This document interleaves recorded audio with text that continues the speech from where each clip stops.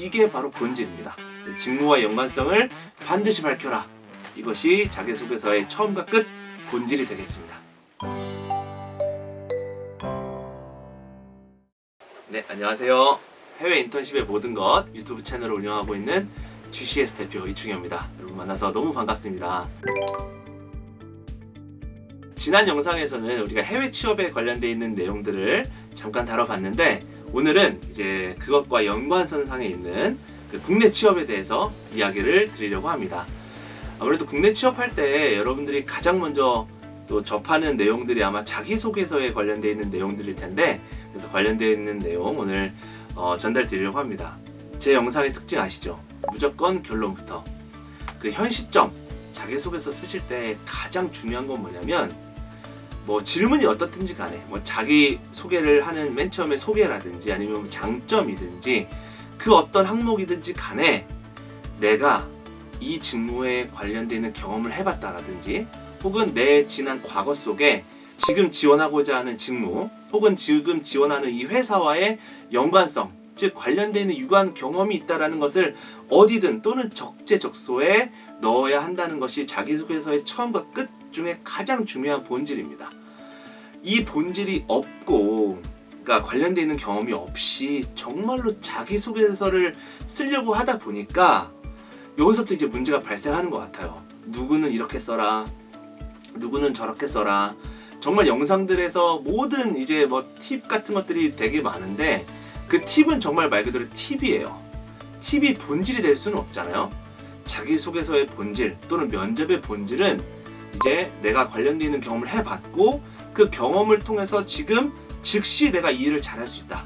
나를 뽑아주시면 난 즉시 전력감으로 사용될 수 있고, 앞으로도 입사와 포부라든지 등을 통해서 이런 것들을 잘 해나갈 수 있다. 이런 것들이 녹아져 있어야 돼요. 이게 바로 본질입니다. 직무와 연관성을 반드시 밝혀라. 이것이 자기소개서의 처음과 끝 본질이 되겠습니다. 대학교 시절에 여러분들이 지난 영상에서 제가 밝혔지만, 이제는 다양한 스펙들을 쌓는 것도 필요할 수는 있겠습니다만, 정말 중요한 활동은 이제 내가 직무와 관련되어 있는 경험들을 많이 해보는 것. 더 중요한 건 조금이라도 일찍 내가 어떤 분야로 나아갈지를 좀 정해놓으면 이제 그런 것들을 해나갈 수 있는데, 아무래도 아직까지는 우리나라 대학생의 그 생활 자체가 어떤 직무와의 연관성을 쌓기보다는 이제 다양한 활동들, 그냥 스펙들, 아니면 학교 수업 잘 듣고 이런 것들에 좀 집중이 되어 있는 것 같아요. 그래서 만약에 여러분들이 어떤 회사를 지원할 때 그 직무와 관련되는 경험이 없다면, 이제 파트타임을 할 때라든지 아니면 내가 예를 들어서 과외 활동을 했다든지 아니면 다양한 서포터즈 활동들을 했을 때 단순히 그 전체적인 경험이 중요한 게 아니고, 그 경험 속에서 어떠한 일정 부분의 요소들은 반드시 이 직무에도 쓰일 것이고, 내가 지원한 파트와 연관성이 있다. 내가 예전에 이런 활동들을 했을 때 사람들을 많이 만났고, 그 사람들이 많이 만났을 때 어떠한 성과가 났는데, 지금 내가 영업직을 지원하는 데 있어서 반드시 이런 것들은 좋은 성과로 나올 수 있을 것이다. 이렇게 과거의 어떤 경험들 속에 한두 가지의 요소들을 빼내가지고 그 요소들이 지금 지원하고 있는 직무와 연관성이 있다. 그것들을 논리적으로 밝혀줘야 돼요. 누구나가 다 예를 들어서 반도체와 관련되어 있는 직무를 하고 싶다고 해서 반도체 회사에 바로 다닐 수는 없잖아요. 마찬가지로 모든 학생들이 다 관련되어 있는 경험을 하면 좋겠습니다만, 만약에 현실적으로 그게 좀 어렵다고 한다면 내가 했던 활동들 중에 그 직무가 주는, 내가 지원하고자 하는 그 직무가 주는 성격적 특질이라든지 연관성들을 뽑아내가지고 이 두 가지를 연결시켜 놓는 일들이 필요합니다. 이런 것 없이, 정말 이것도 없이 말 그대로 나는 어떤 사람이야, 나는 그러니까 일을 잘할 수 있어, 이렇게 설득을 한다는 건 아마 설득력이 좀 많이 떨어질 것 같아요. 자기소개서를 쓰실 때 아무래도 첫 줄은 어떻게 써야 한다든지, 아무래도 우리나라 대부분 글자 수가 정해져 있으니까 여러분들은 아마 글자 수에 맞춰서 쓰실 텐데, 그 첫 줄에 왜 캐치프레이즈 같은 나를 소개할 수 있는 한두 문장으로 딱 끝낼 수 있는 문장들을 쓰시잖아요.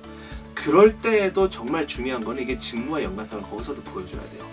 그러니까 나는 단순히 커뮤니케이션을 잘하는 사람이야, 커뮤니케이션의 제왕, 누구 이렇게 쓰는 것도 물론 좋습니다만 직무가 주는 예를 들어 성격적 특질, 뭐 영업이면 영업, 아니면 뭐 인사면 인사, 그 직무가 주는 어떤 그 일의 내용들을 파악한 뒤에 그 일의 내용을 잘할 수 있는 누구 이렇게 써주시는 것이 오히려 더 그 보는 사람으로 하여금 궁금증을 유발할 것 같아요. 그러니까 왜냐면 뭐 사실 어떻게 써도 괜찮아요.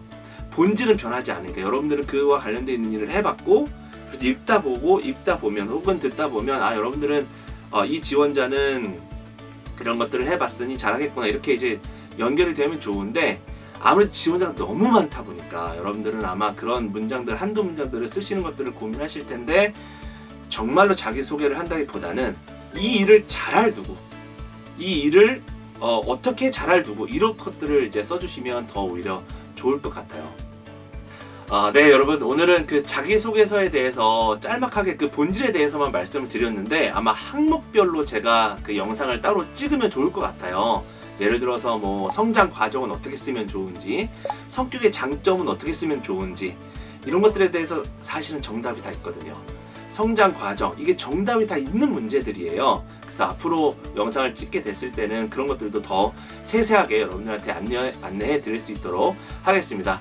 오늘 자기소개서 영상 잘 보셨죠? 그 다음 영상에서는 조금 더 민감한 주제, 학벌에 대해서 한번 말씀을 드리려고 합니다.